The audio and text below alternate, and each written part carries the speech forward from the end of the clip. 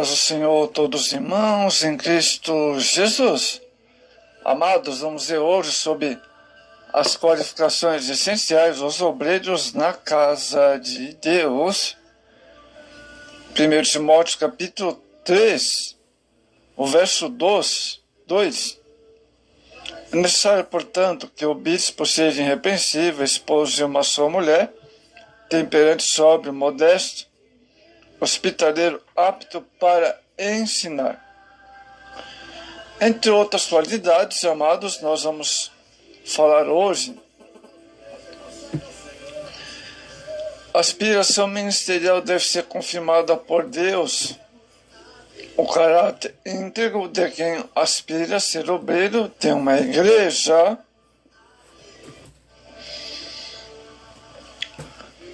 Amados, a igreja não deve aceitar pessoa alguma para uma obra ministerial, tendo por base apenas um desejo de sua escolaridade, sem ser realmente espiritual, ou porque essa pessoa acha que tem visão ou chamada. A igreja da atualidade não tem o direito de reduzir esses preceitos que Deus estabeleceu mediante o Espírito Santo.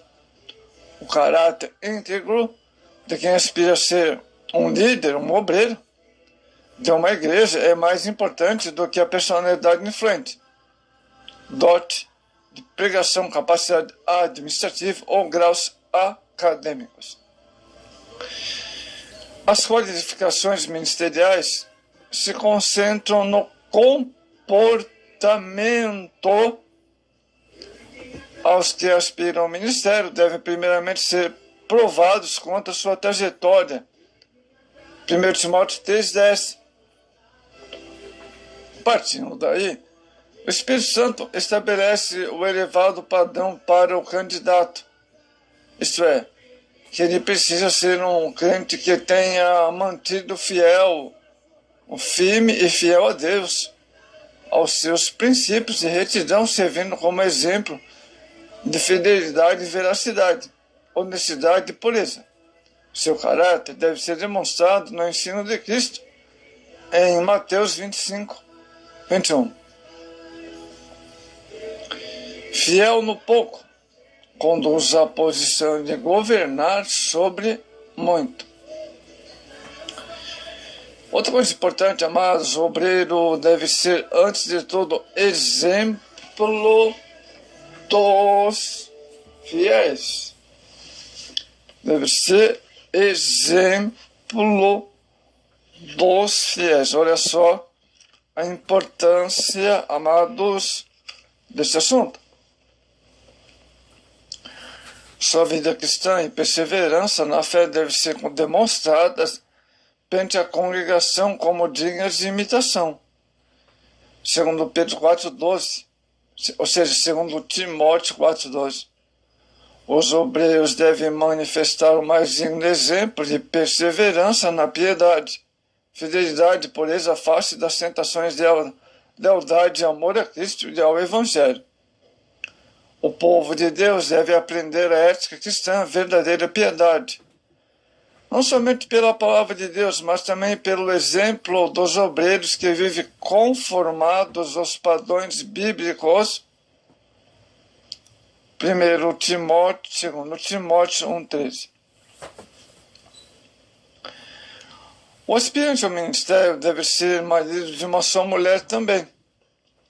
Essa opressão denota que o candidato ao ministério deve ser um crente que foi sempre fiel à sua esposa. Tradução literal do grego em 1 Timóteo 3,2. Amados, as qualificações que a Bíblia exige do obreiro.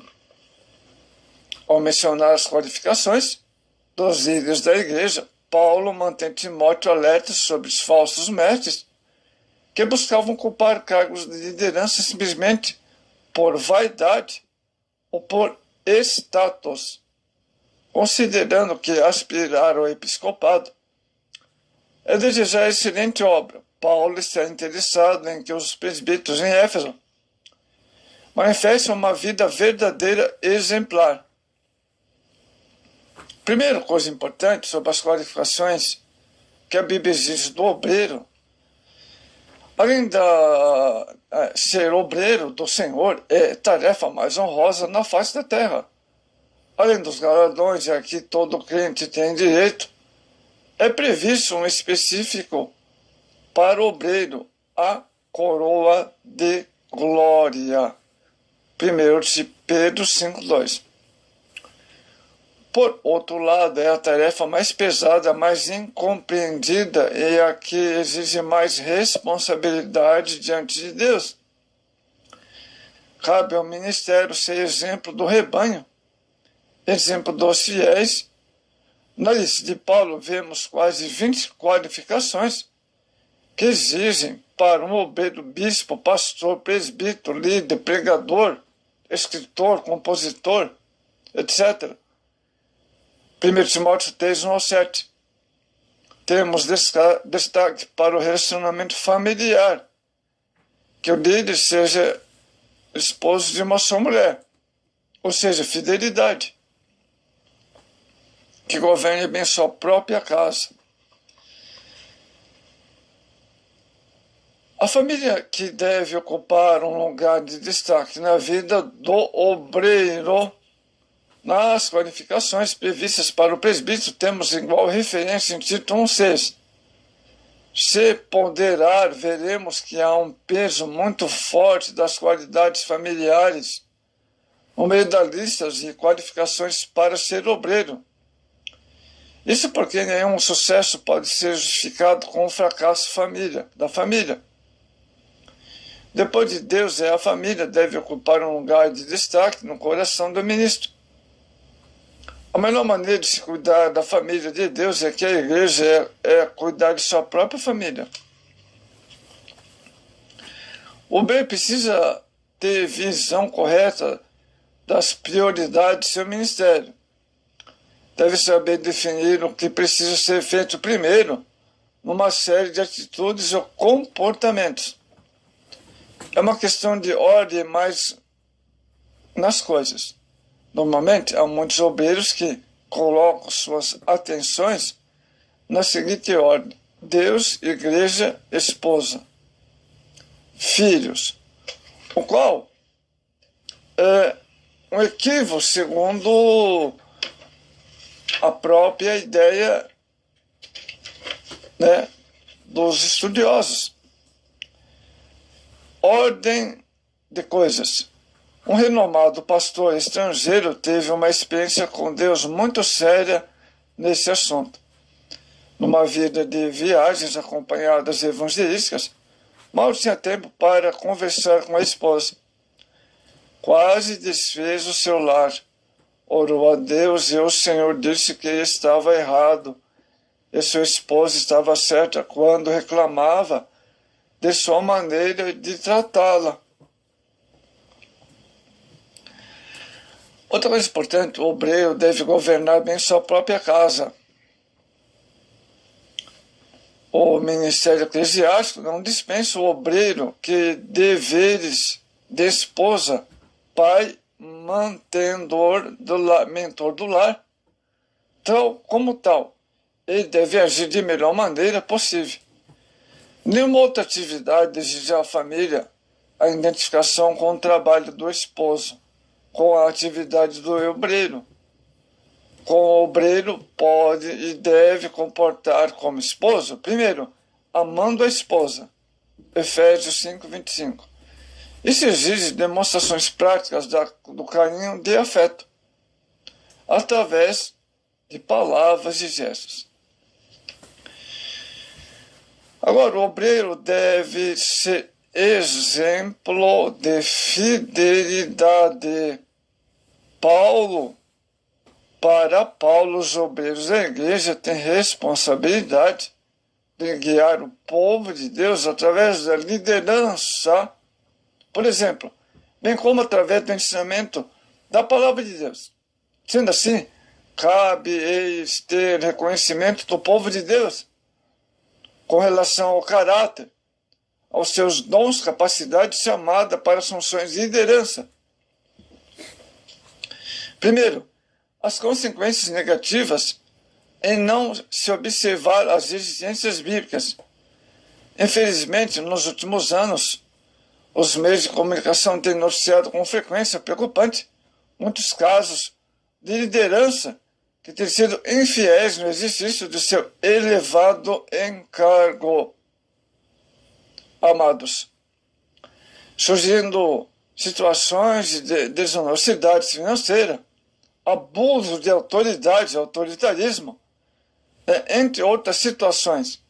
Muitas vezes esses problemas têm trazido ruína para a vida pessoal dos envolvidos, vergonha para suas congregações e descrédito para a igreja e o evangelho. Essa triste realidade torna-se oportuna e necessária uma reflexão bíblica, histórica, acerca do ministério cristão. Outra coisa sobre a fidelidade: Cristo nomeia homens para exercer liderança no meio do povo. A Escritura ensina que o Deus é supremo e dirige orientador o seu povo. Gênesis 49, 24. A mesma verdade afirma que é a respeito do Messias, o Cristo. O exame de título desses textos mostra que o termo mais usado é líder. Deus, ou Cristo, é o supremo pastor do seu povo, estando incluído nesse conceito de ideias de sustento e proteção, direção e disciplina. Entre outros, ao mesmo tempo, a Bíblia mostra que Deus, em Cristo, houve por nomear representantes humanos para exercer liderança e assistência ao seu povo, como no passado, no Antigo Testamento. Outra coisa importante: os ministros são servos tanto de Deus quanto da igreja. Assim como acontece com Deus, Pai, Filho e Espírito Santo, também no caso dos líderes, uma das figuras que melhor descrevem suas funções e responsabilidades são do pastoreio das ovelhas. No Antigo Testamento, o grande protótipo do pastor é o rei Davi. No Novo Testamento, o apóstolo Paulo, Atos 20, verso 18. Outro termo bíblico de grande relevância é ministro. Ou seja, aquele que serve, os ministros são servos tanto de Deus quanto da igreja. Amados, na Bíblia há muitas advertências a respeito dos obreiros relapsos, infiéis, falsos, que já apacentam a si mesmo com seus próprios interesses e abandonam o rebanho do Senhor. Segundo os preceitos bíblicos, o verdadeiro obreiro é revestido do Espírito Santo, que amorosamente supervisiona, guia, ensina, adverte o povo de Deus. Em Tiago 1, 27, o bispo visita um rebanho. Em 1 Pedro 5, 2, apacenta o rebanho. Em Atos 20, 29, protege o rebanho. Amados irmãos, oremos, amados, para que Deus possa mudar a situação atual que temos ouvido, em nossa época. Oramos para que Deus levante mais líderes fiéis em meio a tanta apostasia, tanto escândalo, tanta acepção de pessoas,